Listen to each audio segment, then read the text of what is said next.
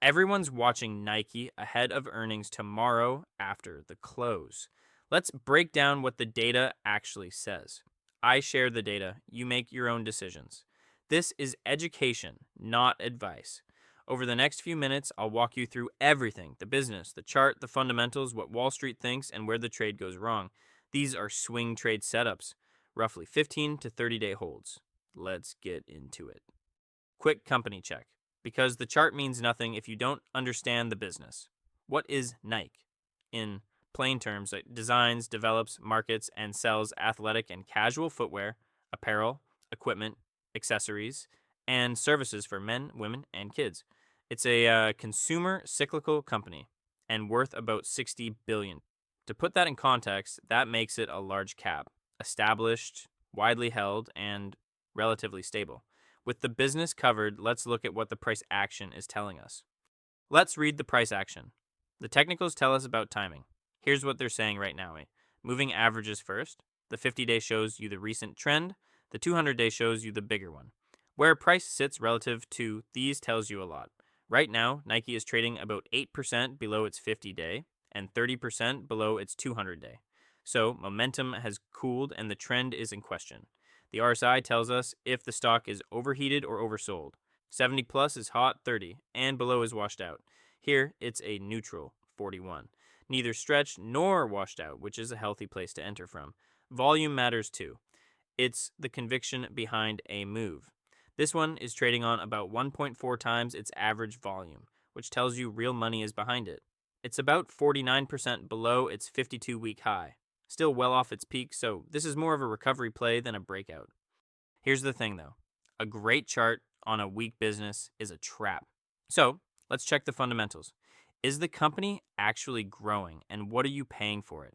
On growth, earnings are actually down about 35%, which is a yellow flag. Growth is the engine. A stock can have a great chart, but without earnings behind it, the move has no foundation. Valuation check. The market is pricing this at roughly 23 times next year's expected earnings. Right in the middle, you're paying a fair price for what you're getting. Two more angles to cover: the analyst consensus and any catalysts ahead. 33 analysts cover this stock, and the consensus is a buy. Analyst ratings aren't gospel. They tend to lag the move, and they almost never say sell. But a wall of buy ratings does remove one obstacle. Now the calendar, and this is important. Earnings are due in just a few days. Earnings is the single biggest scheduled risk for a swing trade. The stock can gap 10% or more overnight in either direction, no matter how good the setup looks. So, if you take this, either size it small or plan to be out before the report. Don't get blindsided. Here's the catalyst on the calendar. Nike has earnings coming tomorrow after the close. Let's break down what to expect. Wall Street is expecting earnings of 11 cents per share versus 14 cents from the same quarter last year. That is a 21% decline year over year. That estimate comes from 10 analysts covering the stock. Analyst price targets average around $55, which implies about 36% upside from here. Here's the bottom line on earnings. It's a binary event. The best chart setup in the world can gap down 10% on a miss. If you're holding through earnings, size the position so a gap won't hurt you. If you're not willing to take that risk, consider stepping aside before the report and re-evaluating after. Quick note: if this breakdown is useful, hitting like helps the algorithm show it to more people. That is literally how YouTube works. All right, let's talk risk. What would break the Nike setup? Let's start with the risk, because that's what you manage. The stock is trading under its trend lines, so you're not riding momentum. You're trying to catch a turn. That's harder and riskier. The bull case is straightforward. If the current trend holds, the buyers stay in control, and the stock works higher from here. My rule: plan the exit first, keep the position small enough that you can be wrong without pain, and cut it if the level breaks. That's what keeps you in the game long term.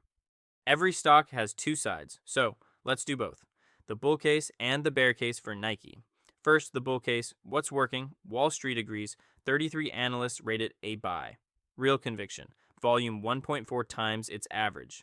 But here's the bear case. The risks: earnings in 1 days, a binary event mid-trade below its 200-day. The long-term trend isn't confirmed. Little earnings growth to back the move. Both sides laid out the reward and the risk. You decide which case is stronger. I'm passing on Nike for now.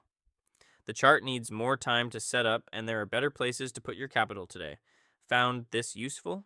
Tomorrow, I'm revealing my scanner's #1 pick of the week, the one stock with the strongest setup right now. Subscribe to Money Quest Lab so you do not miss it. Your money, your decision. Do the research, control the risk, and trade what you see, not what you hope.